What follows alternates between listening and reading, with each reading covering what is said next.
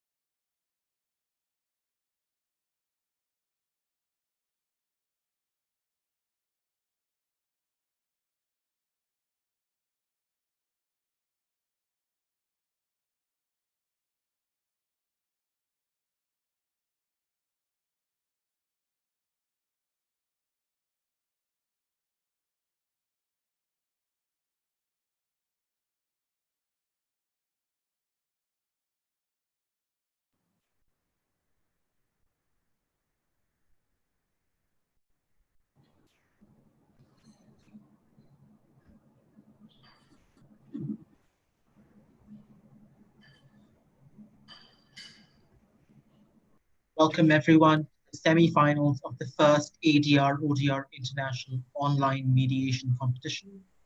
We are very pleased to have you with us today and congratulations on making it this far. All the parties and the judges are ready. We may now proceed. Time starts now. Hello everyone, Hola. Welcome to your virtual mediation session. I am Parnika. And I'm Johanna. And together we will be your mediators today. I hope everyone is safe and doing well in these uncertain times. I think this virtual mediation session that we're having. I'm so sorry. Best examples. I'm so sorry. I think Martha is trying to get your attention. Council is not with us. Sorry, Martha. Yes, please go on. You were inaudible. Sure. I'm very sorry to interrupt, but my counsel is not with us. So she, as far as I know, she has like the information that she will be put in the main session, but she's not with us yet. So can we please join her? Sure. Yes, I think my client is also, he's joining right now. Okay. Okay, sure. Session supervisor, would it be okay to restart the timing because of the lack of counsels in the room earlier? Session supervisor, would it be okay with you if we were to restart the timing? That sounds good. Okay. No problems with that here.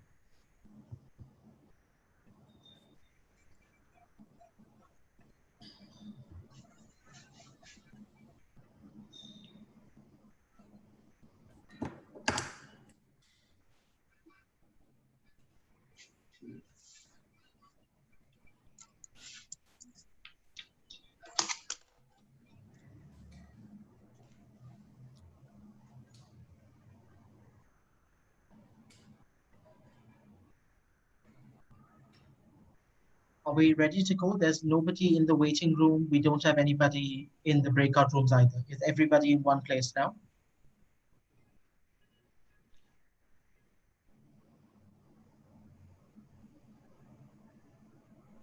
Yeah. Romit, just let me know when you're starting the time. I'll begin with my statement as well. Yeah.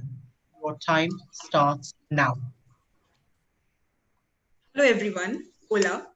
Welcome to your virtual mediation session. I'm Parnika. And I'm Johanna. And together we will be your mediators today. I hope everyone is safe and is doing well in these trying times. I must say that the virtual session that we are having today is one of the best examples of social distancing.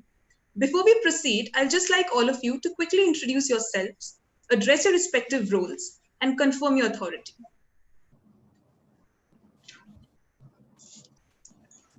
Hello, everyone. My name is Martin, and I'm the founder and CEO of R2FC Bank, and therefore I do have a full authority to settle. I'm here today with my counsel. Hello, my name is Elżbieta Schulz, but please feel free to call me Ella, and I'm today with Martin, and I'm his counsel. Hi, I am Jenny, and I am the CEO of Extreme Holidays, and I am here today with my counsel. Hi everyone, my name is Kai Jing. I represent Jenny in today's meeting, or you can call me KJ for short. Wonderful. It's a pleasure to meet all of you today. So I know that some of you, or maybe all of you, might have been for a mediation session before, but just to ensure that all of us are on an equal footing, I will just quickly run you through the process of what mediation is all about and certain technical details and features that we need to keep in mind for the present session to flow smoothly. So as you know, mediation is a collaborative process. It is time effective and cost effective. You may look at a mediation session as a safe container. So all your differences and interests will be put forth on the table and will be deliberated.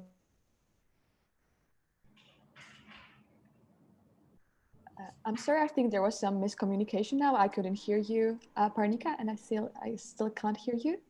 Is it unfortunately the same for us? The same. Yes. Yeah, I think at this point in time, I think she may be lagging. I think it might be her internet connection. So I think apologies. I think we just have to wait a while till she connects. Thank you so much. At this time, session supervisor, would it be okay to stop the timer due to the technical difficulty that Parnika is facing? No concerns from the session supervisor side. Judges, please make note that we have paused the timer for the time being. Thank you so much. And then we shall await Parnika to join us again. May I ask for a favor, please? In the meanwhile, please, could you add your names? Because I would like to have your names also, apart from the council, because I don't have the... Is that possible? Sure, yeah. Thank you so much. And the team, if it's that possible too. Thank you. Thank you for asking for that, Judge Sophia. I was about to ask the same. Thank you so much. Hello. Good morning, David. Good morning, Claudia. Good morning, Sophia. Good morning. So nice to see you again. Hello. Sorry for that, for the interruption.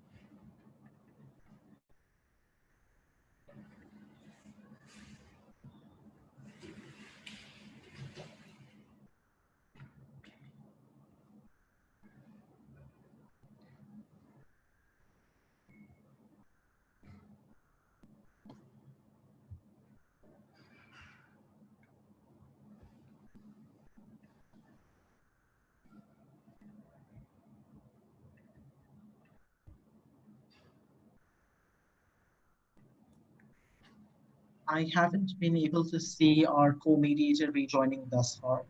So perhaps it would be wise to resume the round, and I will add the co-mediator the minute our co-mediator is able to join us again. In the meantime, we are running a finite round, so if we could resume perhaps. Okay, sure. So I think we can resume from this. And while we wait for Parnika, and I understand that both Extreme Holidays and R2FC Bank have signed the agreement to mediate. And let me briefly clarify what that means. Mediation is a voluntary process. Your participation here is voluntary, and whether you choose to reach an agreement today is entirely up to you as well. The ball is now in your court. Second, everyone here has the authority to settle. Oh, and I think Parnika has joined us, so I think she'll be able to cover that part. Hi, Parnika. I'm so sorry. The electricity went out. This actually brings me to one major consideration of the session, which I was about to cover, that in any case this happens to any of the participants, then please inform us at the earliest, so that we can connect you back. And while the participant who's been logged out is being connected back on the network, we will wait for a couple of minutes. So should you face a problem similar to mine, please inform us at the earliest. Thank you. So as I was saying, the process of mediation, I think I was covering the three major pillars that the process is based on. So the first is confidentiality. So as I mentioned, a mediation agreement will be circulated amongst all the parties so that at the end of the session, this mediation agreement contains a confidentiality clause.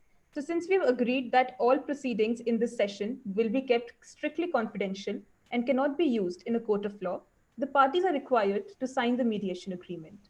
You might see Johanna and me taking notes during the course of this session. However, these notes are just for our personal reference. Should you wish, at the end of the session, we are open to destroying the notes. Secondly, mediation is a completely voluntary process. So all the parties here have consented out of their free will to attend the session. At no point can we force you to continue with mediation. However, I would like to congratulate all of you for choosing the mediation route towards peaceful resolution of the conflict. As it said, that combat is always optional, even though conflict might be inevitable. Moving on, the third pillar of mediation is fairness. So this entire process, the entire session is completely unbiased. Johanna and I don't know you from before the session. Moreover, we are merely here to facilitate conversation. You can look at us as your GPS. Where you want to go and how you want to reach your destination is completely up to you. We can only guide you throughout the process, but unfortunately, we cannot offer you advice on any of the issues. Now, coming to the virtual session, I understand that many of you might not be aware of certain technical features at our disposal today. So I'll just run you through these features, which I think would help you throughout the session. So if you may look at the lower left-hand corner of your screen, there's a mic button. You can use this mic button to mute or unmute yourself. I would request everyone to keep themselves on mute when they're not speaking, so that the party that is speaking is not disturbed. Moreover, there are certain changes in the present session. For example, in the chat option, the private chat option has been disabled. So unfortunately, you would not be able to communicate with your respective client or counsel in private. However, should you wish to pass any information on to the other party, or should you need us as mediators at any stage to communicate something for you or guide you in your communication, we are always here. I think I would request all the parties to keep their videos switched on at all points during the session. Moreover, I think all of us are experiencing immense cultural diversity here today. So please, while you're making your statements, always keep in mind that this cultural diversity is to be respected. The ground rules and the structure of the session and the process would be covered by Johanna further. I would just like to add one point before I hand it over to my co-mediator. The end of the session is reserved for closure. So as you know that closure in any mediation session is very important. So I urge the parties that Johanna and I would inform you before the session is about to end. Maybe Johanna, 7 to 8 minutes before the session is about to end. We'll inform you. I'll post in the chat to inform everyone about how the session might end in about 10 minutes. 10 minutes, okay, yeah, wonderful. So during this time, I would urge you to merely summarize your interests and positions and what you seek to gain out of any future sessions that we might schedule, and not put forth any new proposals or solutions. The rest, I think, will be covered by Johanna. Johanna, if I may hand it over to you now. Yeah, so now I'll actually cover the objective of mediation, the roles of parties, as well as the expectations and ground rules. So first, on the objective of mediation, I understand that both parties have chosen mediation for this dispute. And I'm very happy to see everyone here, because mediation has a more than 70% success rate precisely because it is voluntary, confidential, and a flexible process for you to work towards a mutually beneficial outcome. And now, as your mediator, I'd like to emphasize that we are here to facilitate the discussion between the both parties. We will be listening, summarizing, and asking questions to guide the process. I'm not a judge or adjudicator. And to emphasize once more, how this dispute is resolved is in your hands. As for the parties, I hope that everyone will keep an open mind and to work with Panika and I to achieve an effective and satisfactory resolution to the issues at hand. And in return, I just have one expectation. Some people like to call it a ground rule. And the rule is simple. It is to try and keep discussions constructive. And what that means is that I would like to urge both parties to try your best to avoid abusive or inflammatory comments and to refrain from interrupting each other. You may disagree with certain accounts of events, and that is perfectly normal. Should that be the case, I want to encourage you to take down any responses you may have, and I assure you that I will give you the opportunity to share these responses. Now, very briefly, let me run through what will happen from here. After both parties have finished their opening statement, we will then set an agenda of the issues that we will cover today and explore those issues together. And from time to time, Panika and I may call a private session to speak to each party individually. This will be an opportunity for us to understand your interests better and for you to share with us any information that you may not be so comfortable sharing in the joint session. Anything you tell us in the private session will not be shared with the other party unless you expressly give me permission to do so. And just to emphasize once more, for Panika and I, our role today is also like a tour guide and a GPS to guide you along the process. But ultimately, what you choose to take away from the journey is entirely up to you. And if all goes well, we hopefully reach an agreement at the end of the process. But first, are there any questions about the stages of mediation from parties? Actually, No, I think don't. that- yeah. Actually, I don't have a question, but just one quick remark that me and Martin, we are not native speakers. So if there will be something that we will say and you will not understand, or the other way, we will be very grateful for your patience and collaboration in this manner. So this is just one remark I wanted to add. Yeah, thank you. And I believe someone else had something to say. If not, Panika, would you like to add anything before we move on with the opening statement? Yeah, thank you, Johanna. Yeah, I think we should proceed with the opening statements. However, I'd just like to point out one thing which I think might be a doubt that might arise in the future.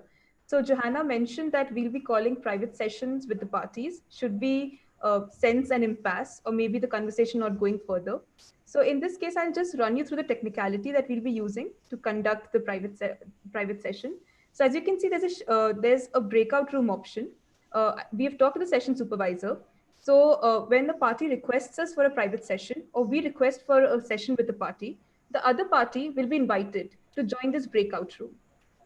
If this case arises, only the party which is supposed to not be there in the session is requested to join the room so that there is no confusion at that point of time.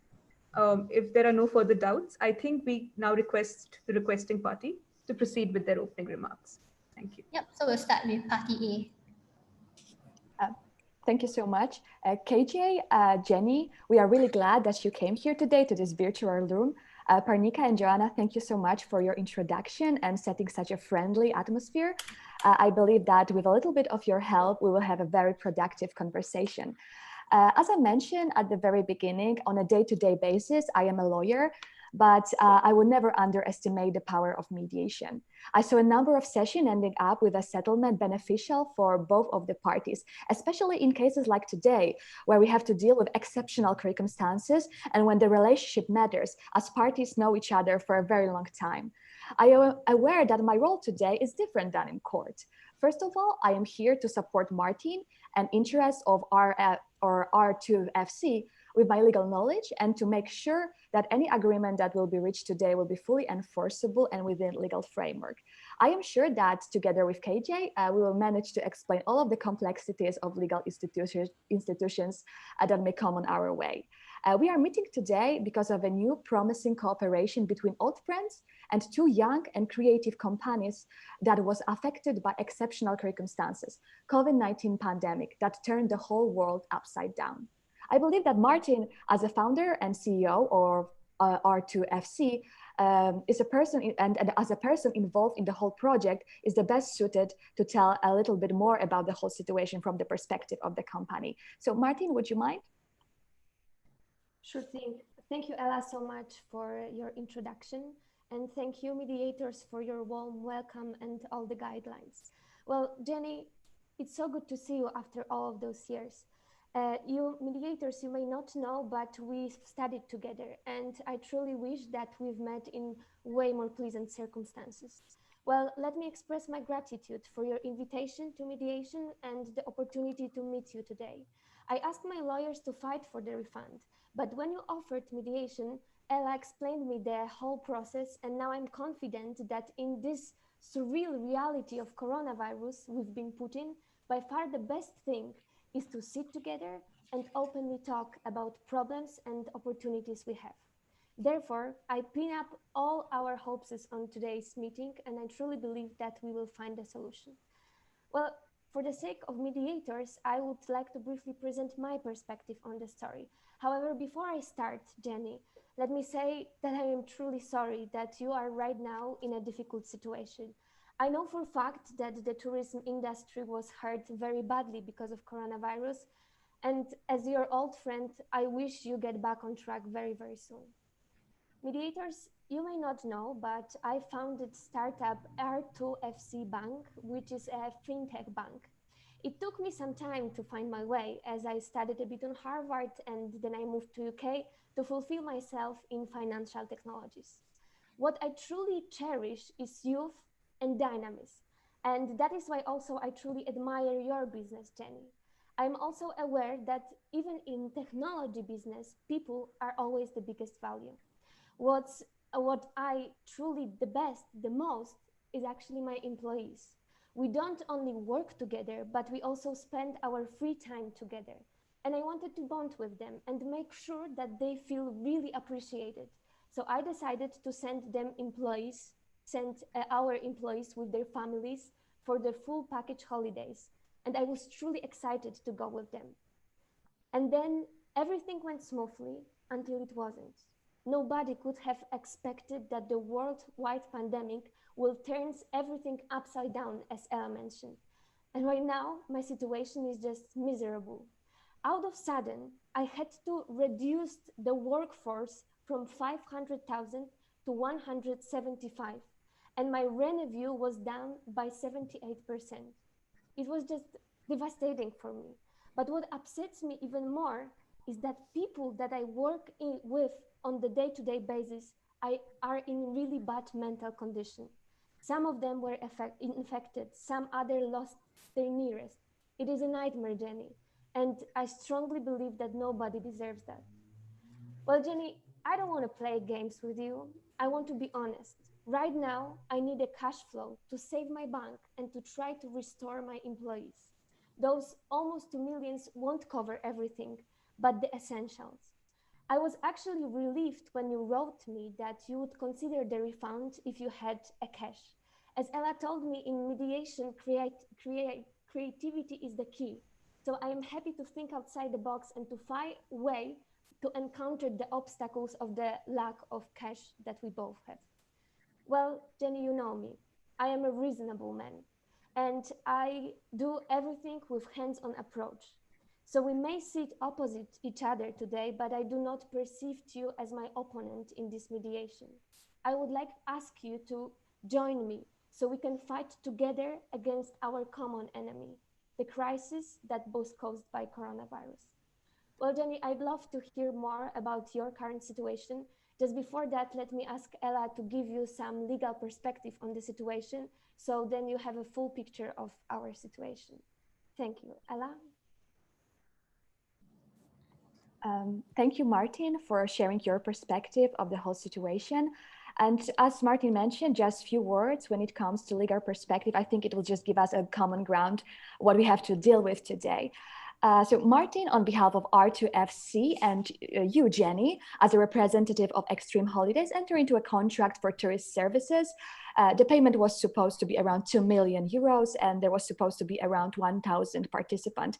We consider it as quite a big event, and I think that it was supposed to be very beneficial for both of you when it comes to profits for you, and also the opportunity to bond with the employees when it comes to Martin. And because of the COVID-19 pandemic, you decided to reschedule the trip for 3 months. And of course, this was a very good decision. And even though the 3 months has passed and some restrictions have been lifted, the world did not come back to normal. And no one could predict the consequences and how long it would last, and how it will affect the businesses, and how Martin highlighted. For startups, it was just devastated. And we also know that for tourism industry, it is devastated as well. In June, you informed Martin about that the cancellation deadline of 21 days has passed. And we are aware that you have this in contract, but we have to remember that now we are dealing with completely different reality. And as I understand, you are ready to fulfill your obligations from the contract. Maybe we can also discuss about it, but we are a little bit concerned about that, because not only taking into consideration the current situation, but also new restrictions and some kind of limitations when it comes to mass events. And that's why, because taking into consideration everything what I said, I think that in court, actually, we would have quite a strong case, and that the whole situation would be considered as a fundamental change of circumstances and the pandemic itself as a force majeure. And we would receive a refund probably. And at the same time, I know that every dispute involves this legal aspects, and I could discuss this with KJ for even longer. We could find many arguments against or in favor of our positions. But luckily, I left my litigator's hat at home, and I am aware and actually happy that during today's session, we will have an opportunity to be more flexible, as also Martin mentioned, and to discuss other things as well. And that's why we are open for the negotiations, and we came here with open mind. So just to sum up, what is the most important thing for Martin today and for R2FC, and what we would like to achieve in today's mediation. So for Martin, the most important thing is to ensure the cash flow for his company. He cares about the well-being of the company, but also he would like to save the workplace. The people are the one of the most important factors here, their well-being as well. We also would like to settle fairly here, to be honest, because Martin and you, Jenny, have you know each other for a very long time. That's why we are just would like to be flexible as well. So thank you. Martin, do you have anything to add? No, thank you, Ella. I think that's in the nutshell where we are coming from. Thanks a lot. To summarize Martin and his counsel's position, we understand that for Party A, I'm very happy that you are open to mediation in this process, but I do understand that you are apologetic that Martin is in a hard situation due to COVID-19. I think from your opening statements, I can tell that you truly cherish the youth and dynamics of the people, such that you really care and believe in the people in your team of employees. And that is why you wanted to actually offer them a full package of holidays.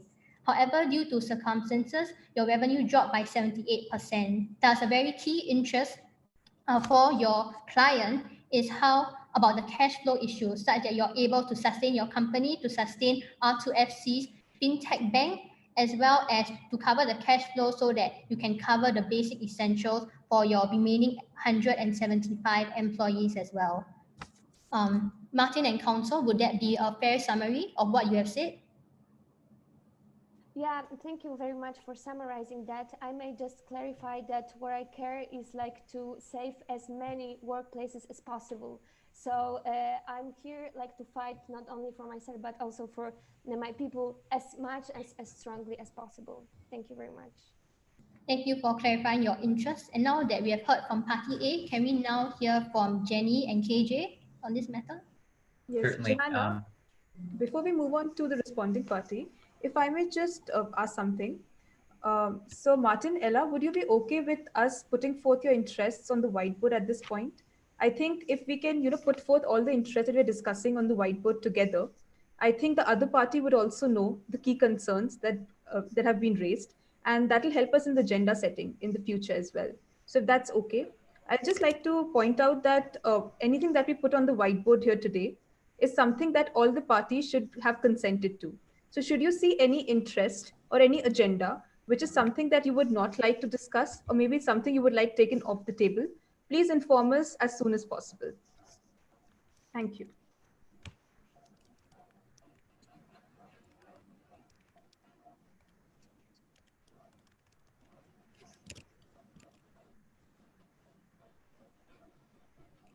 Yep, and now can we... I'm sorry, I think that maybe I understand that this is our interest, but we also, if we are making this list, maybe like let's make it more clear that we also care about our people, and this is actually a very, very important issue for us.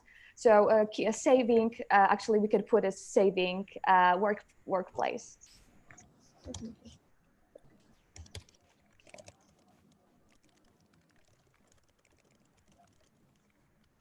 And would that be a fair summary based on the whiteboard? Yep, thank you. Then now we shall move on to party B for Sure. Jenny and KJ to say your opening statement. Excuse me, can I have just one technicality? Can we switch off the whiteboard for now? Because we would like to see everybody if it's okay with you mediators as well. Oh, thank you. Yep, sure. Thank you for the suggestion. So now I think we can move to party B to say their opening statement. Sure, certainly. And I mean, just before we start, I just want to thank you everybody for taking time to be here at today's mediation. Martin, especially, I especially want to thank you for coming to today's session. You know, it's been such a long time since we've seen each other in person since our university days. And I'm really happy to see that you're in good health, especially with the COVID pandemic going on. You know, frankly, Martin, I was looking forward to having you on your trip to Portugal. But as we both understand, many things have changed since the unexpected COVID-19 pandemic. Now, for the benefit of the mediators, perhaps I can share just a little bit more with everyone to bring you up to speed on how we arrived at where we are today. My company, Extreme Holidays, is very unique in terms of the premium service that we provide to our customers and how we empower users to shape their own travel experience. From extreme sports like whitewater rafting to parasailing, we are specialists in providing these travel activities. If you think about it, in many ways, Extreme Holidays is very much like Martin's company, his fintech company, R2FC, as we are both disruptors of sorts in our respective industries. You know, additionally, I understand that 90% of R2FC's workforce, which Martin so cares about, is under the age of 30, which is actually a very good fit for the range of hands-on activities that Extreme Holidays provides. This is actually why I jumped at the opportunity to provide Martin's company with a specialized tailored travel experience in Portugal. Now, Martin, as you know, the onset of COVID has resulted in much disruption on a global scale, and that has significantly impacted the hospitality and tourism industry. And I'm so glad that you brought that up in your opening statement, because it really makes me feel better that you are aware of how this has affected me. Now, adding on to that, my business revenue, and as I have heard, Martin's business also, has been impacted in some way as well. So from how I see it, I think, Martin, you and I, we are both victims of this tragedy and certainly have more in common than apart. At the end of the day, I really hope to provide a wonderful user experience for you, Martin, and for all the wonderful staff that you have. And I'm really keen to discuss the possibility of how your plans for a trip can be fulfilled at some point. But as to the specifics of my concerns, I'd now like to pass the time to my counsel, Kai-Jing, to speak a bit more on my legal considerations and really any other interests that I currently face. Kai-Jing, if it's all right with you. Thank you, Jenny. I'd just like to start by thanking parties again for coming to the table. I understand, Martin, that these are difficult times. You have issues of cash flow, you have issues of your employee well-being to take care of. And so being able to take time out to gather today really matters to us. And it's a strong affirmation, not just of the partnership between our firms, but also your friendship with Jenny. And I want to really start by reassuring you that my role as counsel is a purely advisory one, to make sure that my client is protected, of course, but also to make sure that any agreement we reach is an enforceable one for both parties. Now, like your counsel, I have no intention to turn this mediation into a mini courtroom. You know, I've put my litigation hat aside. I don't want to dominate the discussion. I don't want to complicate it with any legal technicalities. And I think Ella would agree with me in saying that the mediation table is really where we can explore solutions which the court cannot offer. And as the mediators have helpfully pointed out earlier, anything we discuss today is confidential and without prejudice. So Martin, please feel free to speak your mind and share your concerns. Now, as you've heard from Jenny, both parties are really tragedies, victims, my apologies, of this tragedy. And we see ourselves as having more in common than apart. And I've heard from you really about your concerns about cash flow and the livelihoods of your employees. And I would think that Jenny also shares these concerns for both firms. Having spoken to my client, I think we are optimistic that we can find solutions today. And my role as counsel really is to make sure that these work in reality, to reality check, if you would.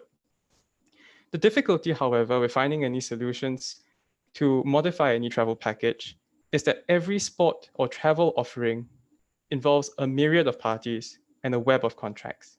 We can't just offer a new ski package or a new windsurfing package tomorrow or the next week. There are leases that run over months. There are rents that have to be paid, whether the rooms or the boats are used or not. And we take pride, as you've heard from Jenny, in offering a premium quality service to our customers. We take pride in the quality control that we have. And so we cannot scrimp and save on maintenance. We cannot scrimp and save on upkeep, no matter whether my apologies, whether our equipment is used or not, the machinery is used or not. We need to ensure upkeep on a constant basis. And these are expenses that simply cannot be avoided. And the list just goes on, Martin, as I'm sure you understand as a businessman. There are wages, because our employees matter as much to us as well. There are loans that need to be repaid. There might be even miscellaneous things like insurance to cover the dangers that arise from extreme sports. And especially as a startup with a relatively young history, these finances can take a very strong toll on us. And I will believe that, Martin, you appreciate these complexities. And so as a lawyer, reading all these and running through all these statements, Jenny has asked me if we could just try to find new solutions for you. And she's been very eager to bring new solutions. But having all these considerations at the back of my head, I've had to advise her that it's not as easy as it sounds. It's also not as easy to bypass, for example, the travel restrictions, the social distancing requirements, the 14-day mandatory quarantines that apply to visitors that visit Lisbon. So as much as you want to bring in new travelers from your company and from our other partners, it's just quite difficult for us to do so without breaking the law. And I'm sure you understand that I can't advise her to break the law. So I think the point we're making is simply this. Having to make refunds at this point is simply not feasible. It's not feasible for the welfare of Jenny's workers. It's not feasible for endangering, or rather to avoid endangering her firm as a going concern. And it's also destructive to any new projects, any new packages that Jenny might want to introduce going forward. Now, I know I started by saying that we aren't here to discuss the law per se, but I want to speak briefly, as Ella has, on the legal backdrop as well, to just shed some perspective and in the interest of transparency. Now, as parties would be familiar, there is a 21-day window where parties can change their mind and for R2FC to pull out of the package.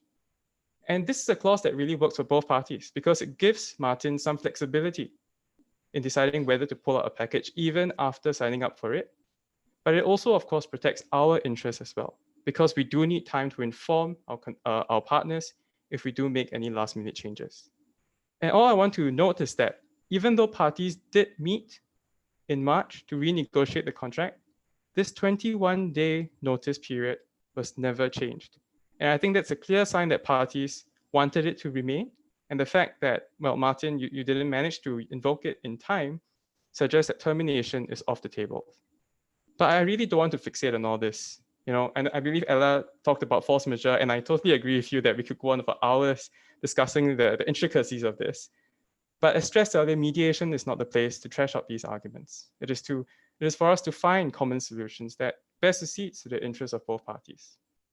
And I think what these interests come down to are three main things. And these are things that Jenny, I believe, want to talk about. Please let me know if there's anything else you want to share today. The first, I think, is to approach COVID-19 generally. Now, to understand better how COVID-19 has affected your business, Martin, for example, in terms of cash flow, for example, in terms of employees, and any other concerns you might have. The second thing we're concerned about is our travel package.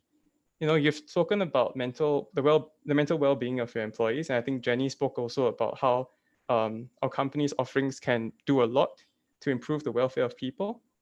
And we are quite interested, I think Jenny is quite interested to see ways in which we can continue to offer the travel package.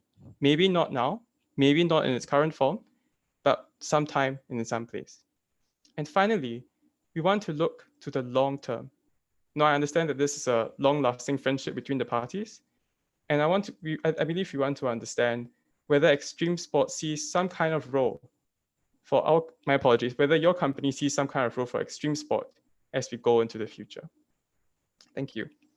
Jenny, if there's anything you'd like to jump in with at this juncture? Hey, Jing, I think you did a wonderful job, and I really appreciate how you put that out there. Thank you. Thank you, KJ. Thank you, Jenny. KJ, just a clarification. You mentioned under your interest that you want to clarify how both the parties can together work to approach COVID-19 generally. Can you just quickly provide a clarification on the same? What exactly are your terms under this interest? What do you mean by approaching the current pandemic generally?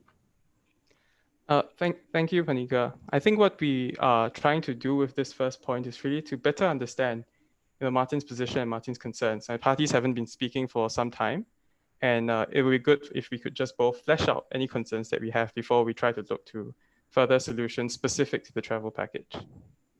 Yeah, wonderful. Yeah. So just to summarize really quickly, Martin, Jenny basically has put forth the position that they're open to proposing a travel package in the future once the COVID restrictions have been lifted. Because currently the governments have imposed restrictions. There's a compulsory 14-day quarantine period, even if you travel, and they do not wish to endanger the employees working in your organization, if I'm correct, KJ. Moreover, they've mentioned that the entire situation has to be looked at in light of the pandemic. So, as was mentioned from the other side, I think the other side wants a refund on the payment that was made as part of the contract. But KJ has highlighted that the 21-day period, which was a term under the contract, was not changed even after the pandemic struck. And they've given reasons that it's because they have to approach their partners and inform them within these 21 days in case certain changes have to be made, because traveling requires them to contact their web of contacts. Maybe there's an elaborate chain of people who are involved in the process as well. If I'm correct, KJ, is that your position today? Thank you, Panika. That's really accurate. I think I just want to stress again that we are here also to look for solutions for both our businesses looking past the pandemic. And that includes whether we can have travel packages going towards the future and some kind of long-term relationship as well. Definitely. I'm really glad that both the parties empathize with each other to this extent today. So I think there's a common consensus that both the parties have been affected equally because of the pandemic, and both the parties cannot be held responsible for the same. So now the issue before us today is what do we look forward to? How to my move apologies. ahead of the situation. Yes. Before jumping forward, perhaps because I'm looking at what's on the whiteboard and it seems a bit different from what we discussed, I think we want to start by talking a little more about COVID-19 first, and then we will look beyond COVID-19. So perhaps if I could suggest, the first issue could be COVID-19's impact on Martin's business. We would just want to understand that. Mm-hmm. The second is the travel package. As I was mentioning, whether we can look at it at a different time, a different place.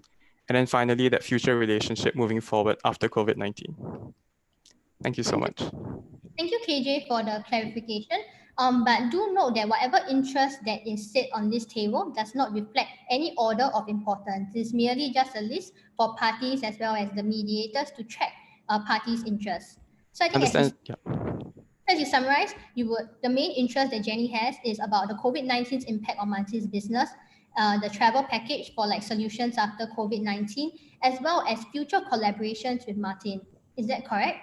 That's exactly correct, Joanna. Thank you so much. And I think on this note, I actually noticed that both parties have similar interests in terms of having a future working relationship, as well as the fact that both parties want to talk about COVID-19's impact.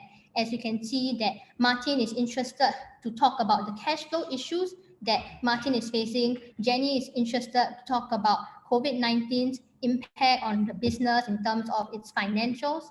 And I'm just wondering, would parties be amenable to putting this as a potential agenda point since both parties have these similar interests? I would be very happy to, have these as preliminary agenda points because, as both the mediators have said, this is really a flexible thing. But I just want to make sure, Martin, for old time's sake as well, that you're comfortable with whatever we're going to discuss today. Because if it's important to you, then I think it's important to me as well. Sure. Thank you very much for bringing that up, Jenny. Actually, I heard that there's more as it comes to our problems and our values that divides us than unites us. And this is a very good foundation to build on. And thank you for sharing with your perspective, Jenny. I also hear from both of you that you need some kind of explanations and maybe further description of my current situation right now, which is a very good point, as I also have some questions regarding your current situation that I would like to ask to make sure that I have a whole picture of situation. So mediators, you offered us to create an agenda, and it's okay for me, and we can structure conversation, but we can always also go directly to those explanations, as you mentioned, Jenny, preliminary issues, and then maybe focus on the solutions that we are both seeking for. What do you think about that, Jenny? Again, I'm very happy that this is starting off on such a collaborative note. But maybe if we could just enlist the help of the mediators to, bring us back to that agenda, so that we can see what we're all comfortable starting with, if that's okay. Yeah. Definitely. The agenda is in no way a rigid structure. The only reason we put the points up on the screen is so that the parties know a slight skeleton of what we might follow. However, the same can be amended any times as the party wishes. So should you feel any point on the screen is something that goes against your interest or something that you would not like to discuss, please inform us at the earliest. Johanna, if you could just list down the first agenda for the day. And we can Sure, quickly thank you, proceed. Panika. Yeah. I actually agree wholeheartedly with Panika that this agenda is merely a skeleton structure and is definitely very flexible for parties to add on based on how the discussion goes. So as both parties have agreed, the first issue we would like to discuss is the preliminary issue of the impact that COVID-19 has brought to Jenny and Martin's business. Panika, would you like to add anything else? It's up to the parties, Johanna. So would you like to set the entire agenda for now, parties, Jenny, Martin? Or is there something else that I think the travel package is one point where I see certain differences. So if you would like to put that up as the next point, it's merely a suggestion, but because I think the main crux from what I gathered from the opening remarks made by both the parties was there's a slight difference as to whether the contract has to be refunded or whether the same can be accommodated in the form of a future package at a different location and a different time. So I think that's something where I sense a bit of difference between the parties. So if that's something that you would like to be put on the list, we would definitely do it for you. Yeah, so Panika, go ahead. We can hear from Martin first. Yes, regarding thank our you views very on the much. travel package. If I may, I know for the fact that for each and every businessman, like running your own business is like a plenty of different conditions that you need to take into the consideration. Also, we are right now in an extremely complicated situation. So I strongly believe that once we have some clarification on our current situation, we may come up with the package of deal or the package of ideas, what we can do to solve our problems.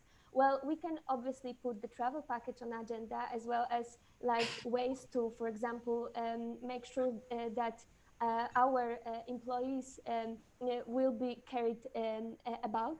But instead of maybe trying to, be that specific on the wording we put on the agenda, which, as you mediators mentioned, is just rolled up, maybe we can, jump into the clarification stage, and so as to make sure what kind of other possibilities we can discuss. How about that? I think we should ask Jenny and KJ, will you be okay with this arrangement such that the agenda will be as such, but then we will first focus on the main substance about the preliminary impact that both parties face during COVID-19 first? Would parties be amenable to this? Well, Jen, I think everything here is important, and again, as you mentioned, nothing ranks so much in priority. I think they're all important to both of us. So I would be happy to discuss the COVID aspect first, and then when we're satisfied that we've covered all the things we want to talk about, then we're very happy to move back to the travel thing. Okay, thank you very much, Jenny, for your flexibility on that. Well, I heard from you that you wonder how actually coronavirus affect my business. Is that correct? Yes, that is right. If you could just share with me, I'd be very keen to know how things are like on your end, so I can get a better picture. Well, sure thing. So as you know, I have a startup in financial technologies. So we are focusing on creating new solutions as it comes to the use of cash, and we try to create a new kind of banks and a new kind of money operations that can just make everything easier and less problematic for all of the people. Well, most of our customers right now are young people, obviously. Most of them are even under 35 years old. And they love contactless and problemless operations via internet. But at the same time, to be frank, they love spending and they love small loans. So when coronavirus approached us, there was a problem of the fact that those of our customers did not have that much savings. So it's not that our bank itself has a huge amount of money to have the cash liquidity. That's why we right now need a source of the cash, so as to make sure that we can keep our business, keep our bank working until the coronavirus is done, and then our customers may again use it freely as it was in the past. Is that answers your concerns and questions? I'm heartened to hear that you've been very candid about that. And yes, I mean, thank you for sharing about your business and really how this thing has affected you. But really, while I am, upset to hear that you have been affected by this, I just wanted to find out more, whether or not this had a bearing on you deciding to just withdraw that travel arrangement so close to when we're supposed to fly off. I understand COVID was an overarching concern, but between us, is there any possibility that these financial considerations had also impacted your decision to do so? Jenny, as you know, I had this big plan of taking all of my employees with me for the holidays. And at the moment I decided for that, I was confident that will be no problem as it comes to my ability to cover all of the expenses. But that was unfortunately in completely our other reality. So till when we were talking in March, I was still positive that this coronavirus may not take that long time. Unfortunately, reality keeps surprise us all the time. And at this moment, as I mentioned at my opening statement, I just have a very urgent expenses and day-to-day things to care about. So I simply cannot afford to cover all of those expenses. At the same time, as I strongly believe that I share some of my perspective with you, I would like to ask about your current situation and how, because I know that travel and tourism agencies they are always connected with some kind of risk due to unexpected circumstances. So can you please tell me if you by any chance have any kind of insurance or maybe governmental support to deal with the current situation right now? Well, Martin, before I ask Jenny to share about the state of her business, maybe let me just summarize what you said to see if you're on the same page. I think the essence really is that there are several day-to-day expenses and the employees' welfare that is at stake because of the coronavirus pandemic. But based on your projections, once customers start moving past the pandemic, once we get past the pandemic, customers will start investing again in your business. Would that be an accurate understanding? If I may just clarify, if I understood you correctly, you're asking me if after the coronavirus, I'm positive about the return of all of my clients and their ability to spend money. Yes, I am positive, but as all of you know, we cannot be sure when exactly the crisis of coronavirus will be done. So we need to take our common effort to survive the next months. And then I'm sure that once the reality is back, that the reality we know is back, we can get our profit and get our normal situation back. I hope that it's address your question. May we go back to the question I asked to Jenny? Can you please tell me a little bit more about your situation? Sure, Martin, I'd be very happy to do that. So if I really heard you correctly, it's really two things that we want to talk about. Firstly, how COVID has also affected my business. And secondly, also, concerns about funding and things like that. I think that was what you had mentioned earlier. So if I could just start off with your first concern, I'll be very, very frank with you. The truth is the coronavirus has affected the hospitality and tourism industry. As you know, the nature of my work, especially with extreme sports, is very interactive, is very collaborative. It involves people in close contact with each other because ultimately the way is to bond, to experience a sport and to really live and breathe the experience. But with the COVID pandemic and all these requirements for mandatory social distancing, mandatory 14-day quarantine periods, the reality is that my hospitality and tourism industry has been impacted by this. At the same time, and I think these are things which my counsel Kai-Ching did touch on earlier, the truth is that the cost of running this business, from one business owner to another, these are expenses that continue to run in the backdrop, whether or not people come in or not. For example, as part of our experience, because it involves so many water-based sports and interactive sports, rental of private beaches in many countries is something that continues to go on. Despite the COVID situation all over the world, I've still had to maintain rental for that. Many of the machineries that I use in terms of sports, in terms of safety equipment, maintenance still has to go on a regular basis, whether or not people are using them.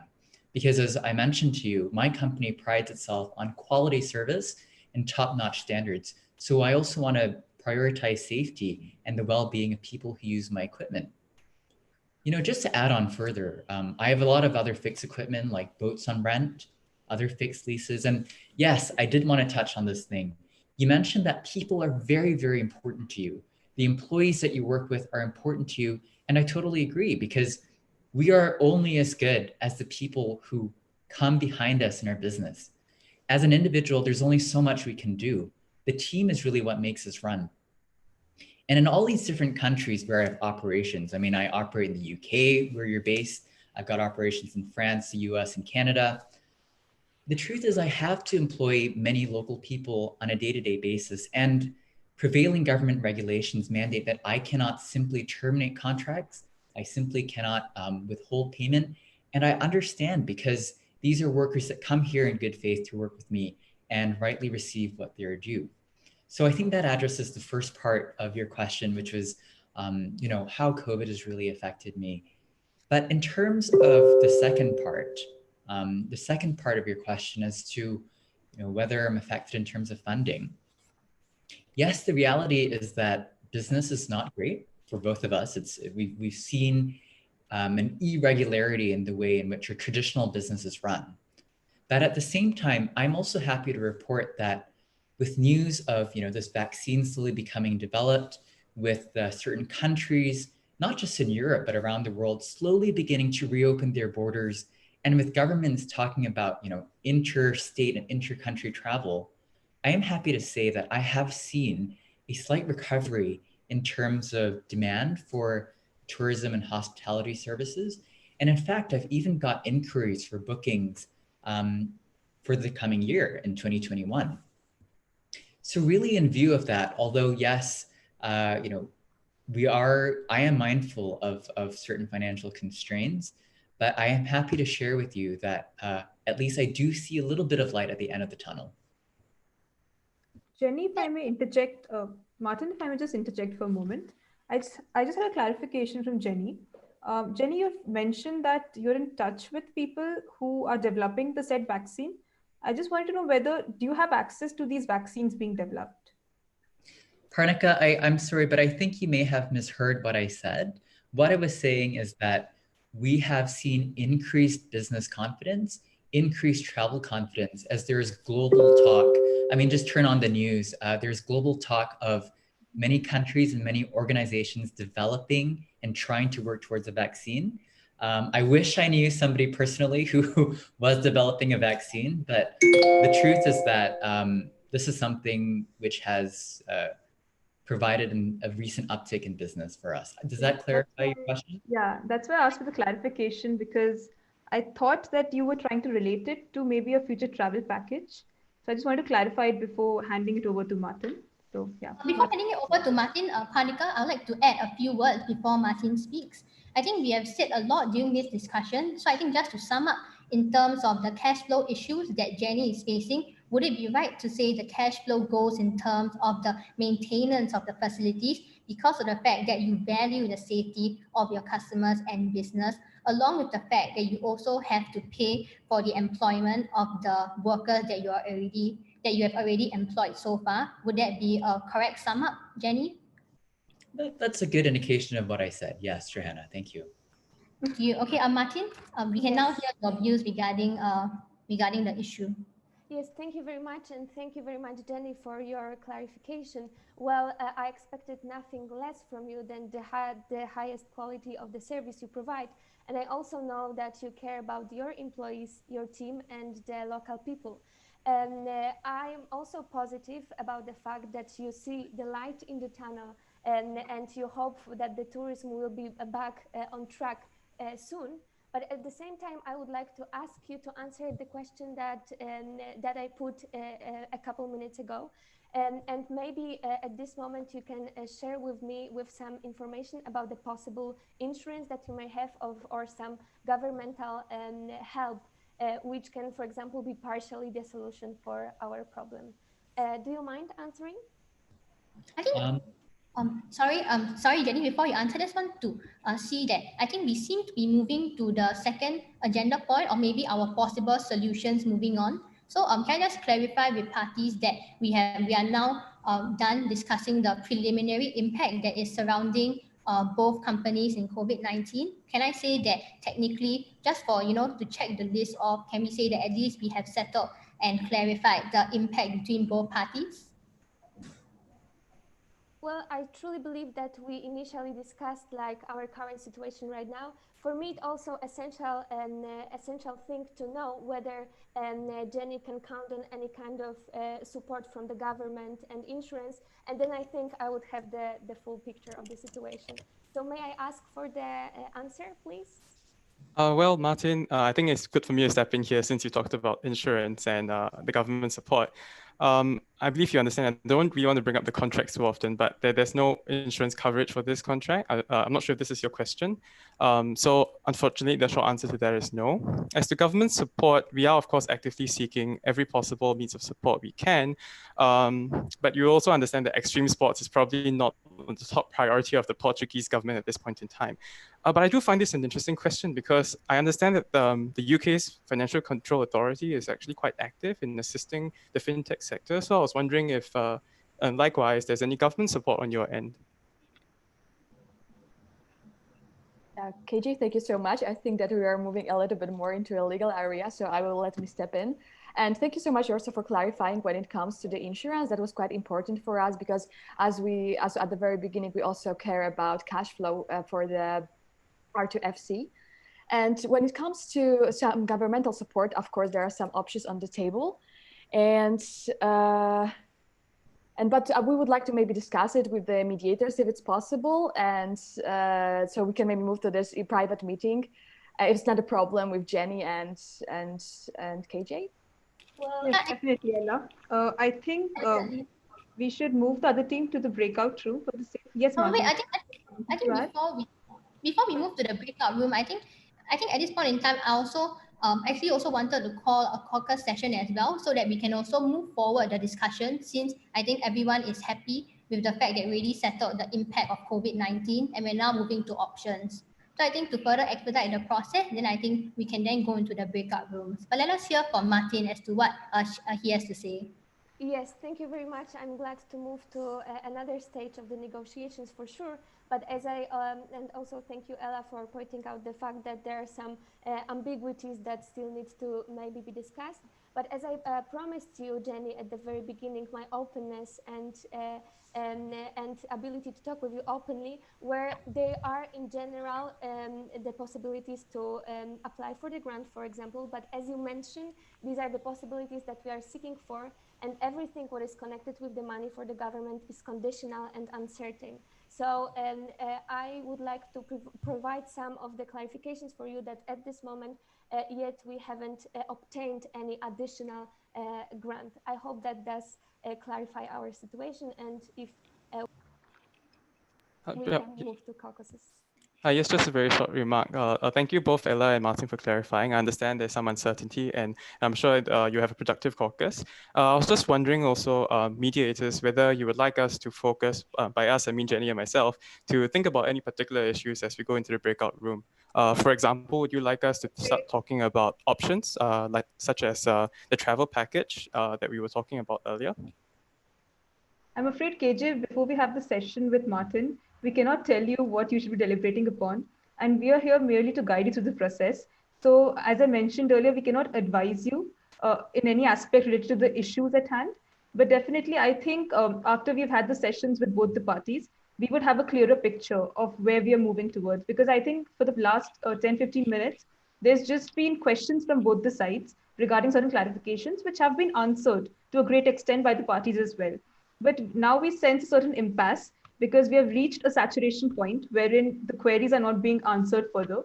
So we hope that from whatever the parties convey to us in this session, we'll have a clearer picture of what we're looking at. And maybe we can reach a solution after that. Sure. I think I'd be comfortable having that private caucus as well. Thank you, Martin, for suggesting that. And again, I just want to iterate that if it's important to you and if you think it's important to have it, then I think it's also important to me. So, mediators, we'll leave it to your discretion at how we proceed with this. Thank you, Jenny. I think adding on to what Panika has said, on this note, as mediators, we have to maintain a sense of confidentiality and privacy in this. As such, we're not able to divulge the contents of the particular of the caucus and the private session. However, rest assured that we do, as the parties as well, hope to move on from this session into the other agenda points. So I think with the help of the session supervisor, would it be all right if you were to put maybe we can start with party A in the private session first, while party B will be in the waiting room. Panika, will you be okay with this arrangement? Yes, sure.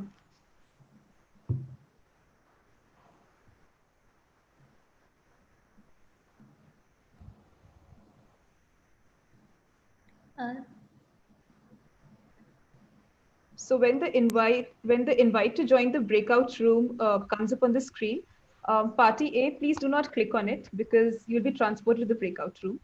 KJ and Jenny, you can proceed to it as soon as the invite is up. Yeah.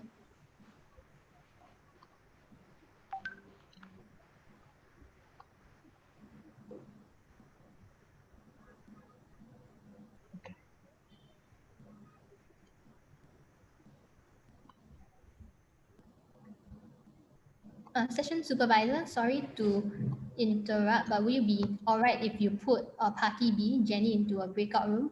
Thank you. Yes, the invites have been sent across. Yes, Okay. I think party B is not here. So Martin, at the very onset, we like to say that, as Johanna quickly summed up, that everything said here is completely confidential. So please be as open as possible. So we saw that how in the last 10 to 15 minutes, there were a lot of cross questions. There were some questions were answered, some clarifications were left. So I think we ended on the issue of government support that both the organizations might be receiving from the respective governments.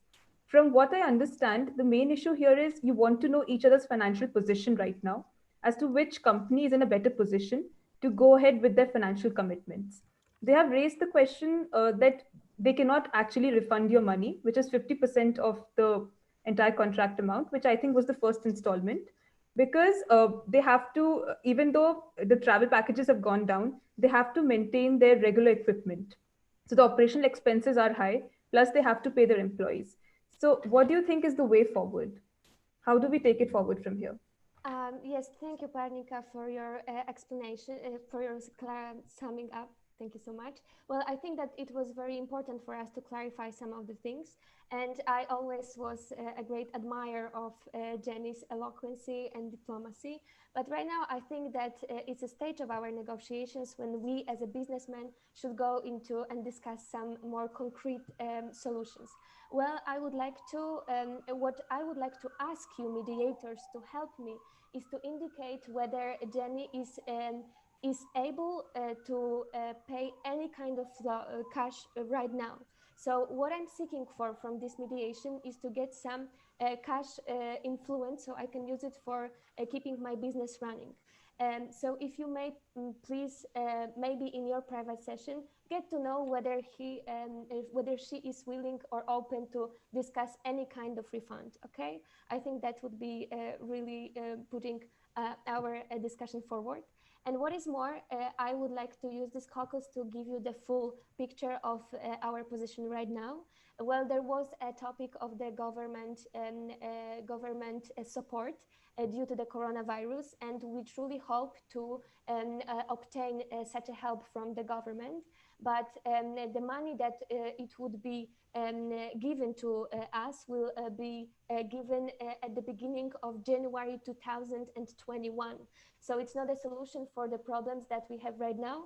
We would have to keep our business going for the next couple of months. What is more, in order to obtain this government grant, I need to keep my employees and the payroll have to be and all the obligations as a employer have to be fulfilled. That's why also I need this cash right now, so as to make sure that I will be able to keep my employees for those next months before we get the grant. And because indeed, Martin, just a quick query. When you talk about employee obligations, which you need to fulfill in order for you to get the grant in January, can you list out the obligations?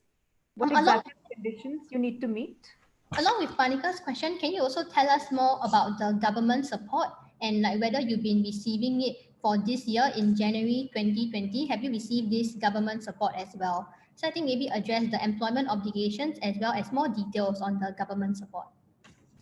Yeah, so maybe I will step in so there are so there will be no confusion. So right now, unfortunately, as we said at the very beginning, Martin was kind of forced to reduce his workforce, but those people are still employed, but they are on a furlough, and the government is paying 80% of their revenue, and this will last until the end of November. So we can say that until the end of November, the employees are some kind of secured. But after that, especially in December, Martin will have to deal with all the wages by himself, and he really would like to keep all of the employees employed because this is the prerequisite to obtain a special aid from government that will, as Martin mentioned, will start at the beginning of January 2021. That's why actually this is very important for us to have this cash flow now, so we can cover just like Jenny also has. She also has her costs there, but Martin has to also cover the wages, also loans, also rent,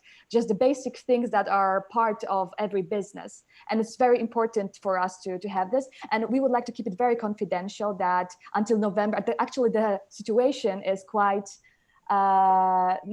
it's not looking so good for Martin right now when it comes to the obtaining this state aid. Martin, would you like to add?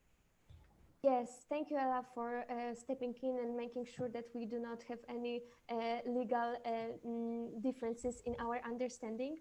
And yeah, this is for me something very important to first keep my business, and therefore I need the cash. As I mentioned, the grant is conditional, but I need to make sure in order to get it that I will be able to pay my employees as well as cover the other expenses.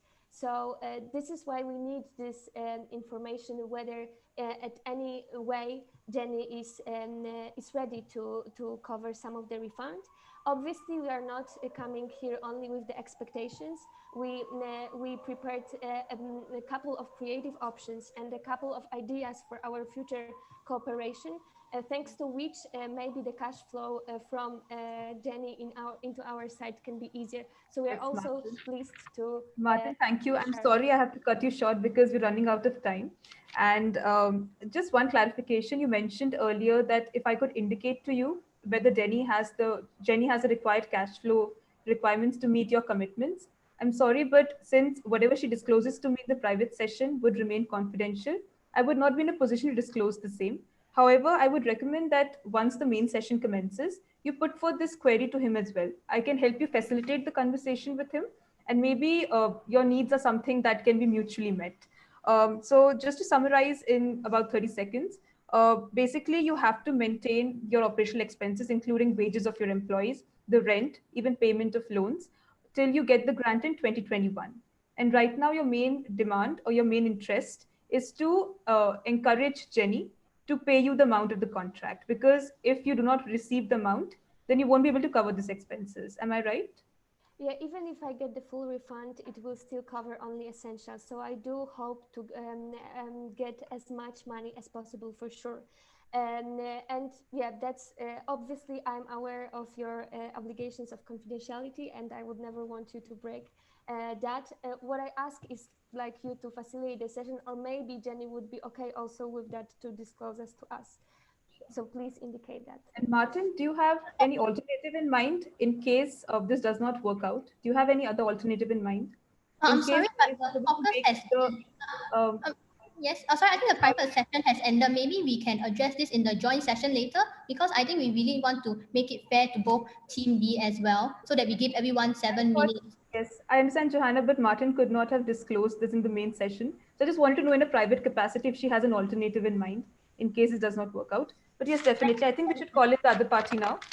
And yeah, we call it a party. And maybe in terms of what the options, maybe if you're okay with sharing in a joint session, of course, we don't expect you to review the confidential, but maybe you can also give Martin certain options of how to move on as well. There is a potential possibility that I think your side can consider. And I think the time has elapsed, and I think it is right to just bring in party B. Sure thing. Thank you, mediators.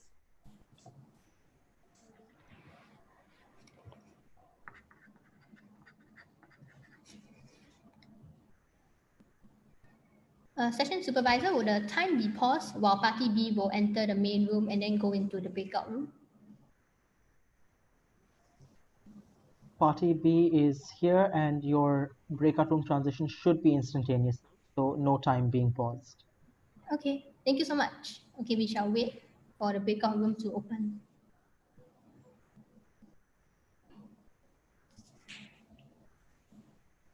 Hi. Hi, I see that party B is here. So I think maybe party B, would you like to, okay, I think first I want to caveat how in this session, everything will remain confidential and private to your party unless you expressly allow us to divulge it during the joint session with party A. And I think we stopped at the government support that Jenny was asking, that you were asking the other party as well. So maybe would you like to clarify or maybe highlight certain concerns, or is there anything you'd like to share with us mediators so that it'll be easier to move forward from here? Jenny, perhaps you'd like me to take this, since I think I'm a bit more familiar with the financials. Well, thanks, mediators both for having us in this caucus. To be honest, we have, I think, packaged the travel package quite optimistically. But the situation on the financial side is a little more dire than we've put it out. Yes, there's a lot of costs. Those are really a problem. But a bigger problem actually is a loan that we've taken out. You know, before the pandemic struck, we had great expansion plans. And now we obviously can't do much in that. These plans, I think, correct me if I'm wrong, Jenny, expand into 5 countries and, you know, involve 25 or more partners. You know, that's why I was talking earlier about the web of contracts, the myriad of partners, because there's just so much to take into account. And now on a monthly basis, we're being asked to repay about 15,000 euros. And this will continue for a good 25 years. So with this escalating, and I just did a very little bit of math, let me just pull out the figures. I think up to date, 7 months of repayments, we are already in the red for 105,000 euros. So so really, I think as far as a refund is concerned, this really explains why there is no way for us to be flexible on this. But Jenny, I understand that you wanted also to share a little about other options that we could consider that that doesn't affect this concern. Absolutely. So, Joanna and Parnika, again, in this private caucus, I just want to be very candid with you. So as my counsel has shared, we do have these outstanding commitments, and it is very concerning that, there is essentially a call back on this amount paid. It's such a last minute by Martin. However, I'm here to really look at some options that we can talk about, because I think these options are more important than just discussing who pays what and who owes what. In particular, I just want to come up with a range of things which maybe you can help us package to Martin.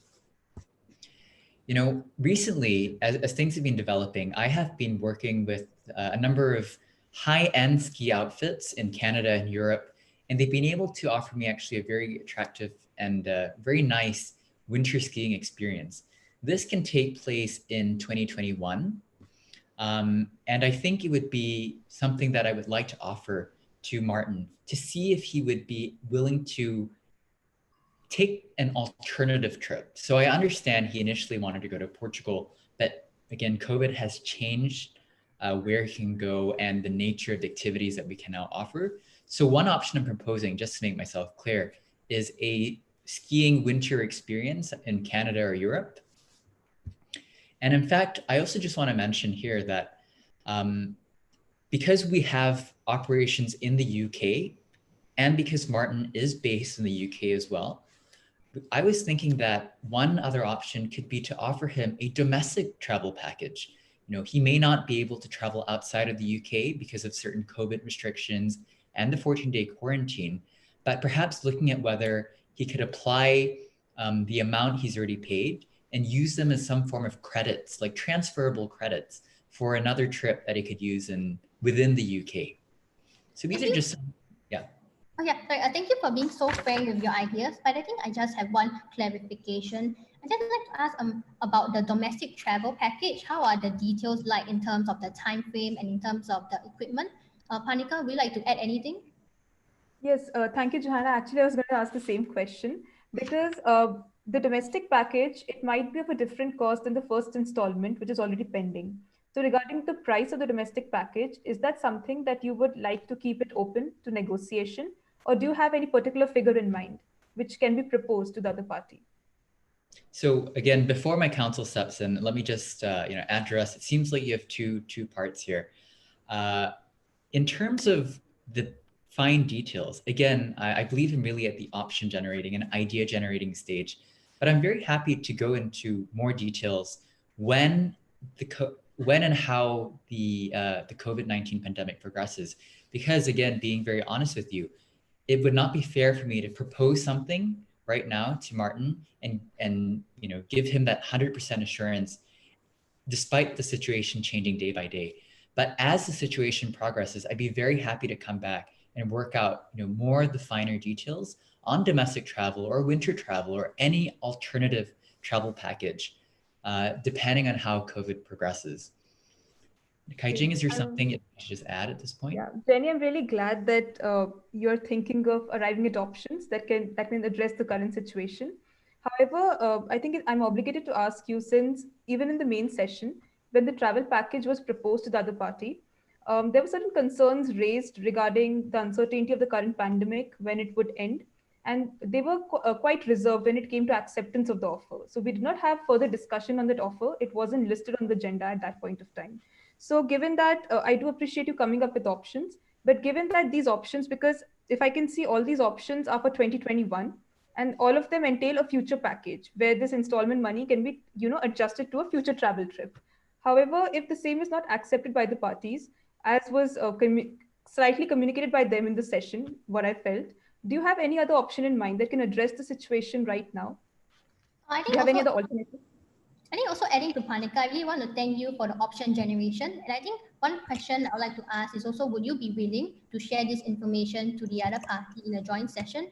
And I'm so sorry, Kaijing, I think you were going to say something. I think now's the time for you to quickly discuss. All right, just to address the concern about the 2021 package, I think we should make it clear that this is, as Keith as Jenny has described it, this is a credit scheme. So essentially, individuals can redeem the package as and when they feel like, at a time when the pandemic has faded.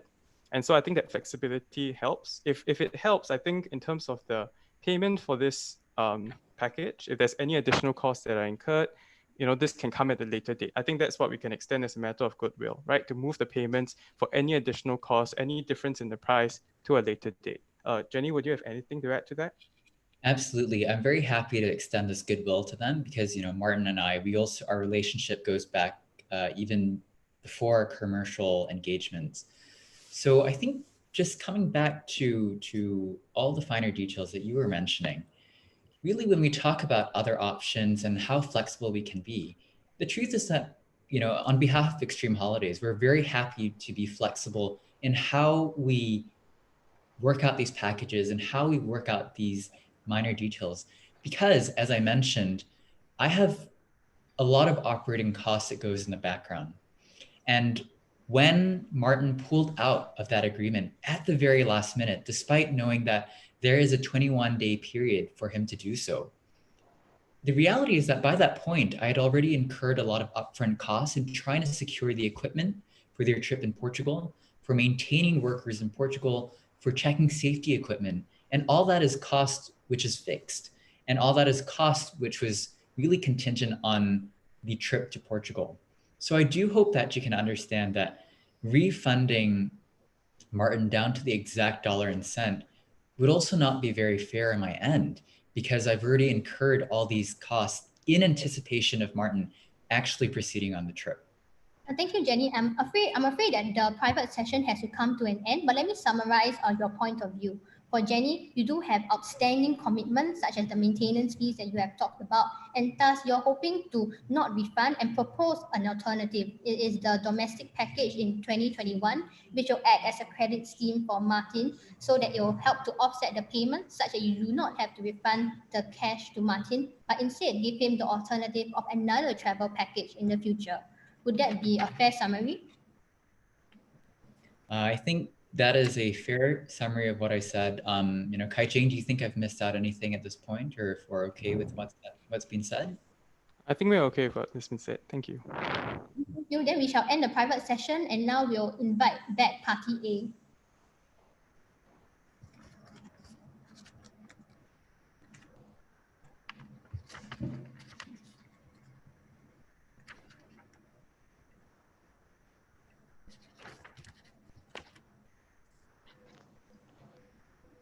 Okay, it seems that Party A is back. Panika, would you like to start with a summary of what has happened in the caucus, and then I will add on. Sure. Thank you, Johanna. So first of all, I'd like to thank everyone. The private sessions with all of you were really insightful. And I think Johanna and I have gained perspective of what the situation is right now and what are the steps I think we can take to arrive at a resolution. However, there are certain loopholes still in place, which I think we would need to schedule a future mediation session for. I don't think we'll be able to reach a concrete resolution with respect to the issue in today's session. So before I begin to summarize, I'll just like to ask if there's a future date in mind that the parties have where we can have another mediation session. I'm really sorry, before we will come back to rescheduling meetings, I think that after those private sessions, Martin would like to say a few words. I know that rescheduling is also important, but I think this also will give us a nice grip when we will meet next time. Yeah, so if it's okay with everybody that Martin could say a few things, it's all right, because I think I'm not sure if we understood each other. Actually, to add on to what I do understand, but as I mentioned, we have reached closure and only 7 minutes are left. So it's I have to ask for future date before we proceed to the closing remarks. You can definitely sum up your position in the closing remarks. So if you I think on this note, I think I really want to add something. I think I want to thank parties for participating in the caucus. I think it highlights a lot of concerns that both parties have regarding future options in the future. And I do understand that time is running out. So maybe I think before we summarize the party's position, I think we could give each party about 1 minute to sum up their position and possible options. And I think I would like to emphasize that the time is running out, but I do appreciate parties to keep their positions short and succinct so that we are able to have a productive mediation in the future. So maybe you can start with Ella for that 1 minute sum up. Actually, I would like to give the floor to Martin as he would like to say something to Jenny about the situation. Martin, would you like to share? Yes, Jenny, as a businessman, I strongly believe that we should be very concrete and open. Therefore, I would like to clarify any possible misunderstanding. What I need right now to keep my company survived and to be able to work with you in the future is a cash. And I would like to indicate whether you have any kind of resources, of possibilities of any kind of cash flow between us. And for me, the second thing is that how we would settle it. We can put it in installments, we can put it on time, but we can also be creative and combine this problem that we have right now with the future cooperation. I would be happy to offer you some of my fintech services. I would be also happy to discuss whether we have any possibilities to cooperate as it comes to selling, for example, the travels or the places that are still there. what is more, Ella advised me that it would be possible to have a cooperation contract with you when we can indicate that once everything is back to normal, we can, I will oblige myself to take all my employees again to your place. I'd be happy to do that. But so as to do that, I need my company to survive, and I need to know whether you have any cash possibilities right now. Thank you. Thank you, Martin. Jenny, would you like to communicate to her? I felt that it's better if you could communicate your position to Martin directly. It'll be better than us summarizing on your behalf. Yep. So, I think it Jenny, would be great just in a couple of minutes, quickly summarize your position as well. Thank you. I'd be very, very happy to just share my final thoughts on this. Again, Martin, I know we will be meeting at a separate date, but I think just to, bring us up to speed on where we've come, I am very, very happy to look at flexible options, and I'm very glad that you've suggested some as well. In fact, if we had more time today, I would have loved to discuss with you things such as alternatives and how we can address some of the concerns regarding the payment made between us. One of the things actually that I was really interested in suggesting to you was changing your trip and joining us on an upcoming trip instead, or even converting it to future credits, which could be used either for domestic travel or for other forms of travel packages with extreme holidays. But I am aware that as the mediators have reminded us, the time is running out for today's session, but I think it sets a very good framework for how we can come back and really look at more options when we meet again very soon. Thank you, Jenny. Thank you, Jenny and Martin on this front. But if I'd like to point everyone to the whiteboard. I think in a short span of 85 minutes, 86 minutes, I'm very happy to see how parties have at least completed the fun part of establishing how the impacts that parties have regarding COVID-19 to businesses. And I can see that both parties on the same page in terms of coming up with options. On Martin's side, to actually regard the cash flow problem, they actually hope to combine the problem with solutions such that they can offer future cooperation of their fintech services to extreme holidays. And whereas for Jenny, she hopes to offer options such as alternatives to allowing Jenny and her company to go for a future travel package that will act as credits. Parties, would that be a fair summary of the accounts that has happened in today's mediation session? Yes, thank you very much for summarizing. And we can also, before the next session, which we are ready to go at any time, we can also exchange drafts of our propositions so as to make sure that we have a common stand to start with the next thing. Thank you very much. Panika, would you like to suggest a date, since you were on it just now, to suggest a future date for parties to meet? Johanna, I cannot suggest a date, but the parties are open to pick up any date that's convenient for them. And yeah, of course, I can actually contact KJ in this regard, so I think we don't really have to discuss it. And as well as Martin mentioned, we can also exchange some kind of ideas. I think that, but I think we are very happy to have another meeting as well. There are still lots of things on the table, sir. Okay, so as of now, we do not have a date finalized for the next session, but okay. So as mentioned earlier, the mediation agreement will be sent to all the parties as soon as the session concludes. You're required to sign it because it contains the confidentiality clause as well, which is binding on all the parties. With that, I think we have come to the end of the session. So it started off on a note of differences. There were certain proposals from one side, and I think the camaraderie between Martin and Jenny helped us reach conclusion on many offers. And I think the present situation wherein fintech services would be provided by Martin to Jenny for her services, and the travel package that is scheduled to take place in 2021, if I'm correct, is something that's on the tables. And I'm really happy that we could experience these offers and counter offers on the table today. Since the parties have not decided on date as of now, I'll leave the particular column blank in my document. As soon as you arrive at a decision, I request you to communicate it to me and Johanna. We look forward to seeing you once again. And once again, I thank all the parties for having chosen mediation. As you know, no one can shake hands with clenched fists. And that's exactly the spirit that mediation imbibes. And even though initially it was expressed that someone was inclined towards litigation, given the contractual dispute at hand, I'm really happy that by the end of this session, we have arrived at a position where we might not need litigation at all. So I think for opting for the route of mediation, all of you are winners. And I hope that by the next time we meet, we're able to arrive at settlement of the contractual dispute. Thank you so much.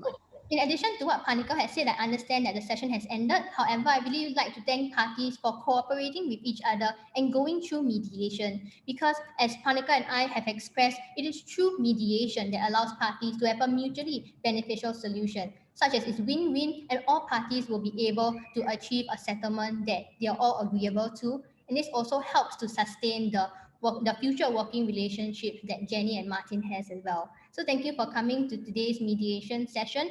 And Panika and I hope to see you in the next mediation session to further our discussion on the possible options. Thank you so much. Thank you so much. Thank you. Thank you. Thank Stay you. safe.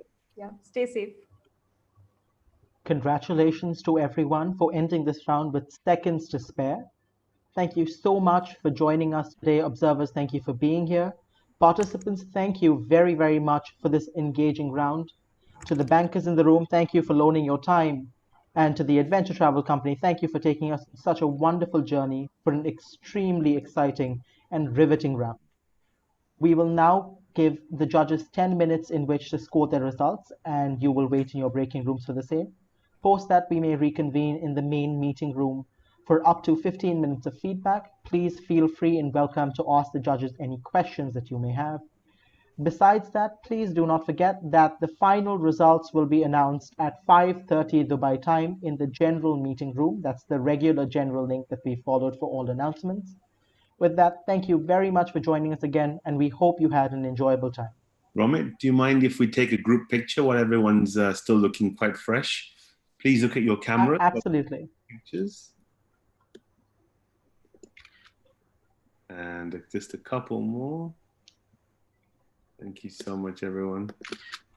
Well done, everybody. Excellent. Wonderful. Good luck. Well done.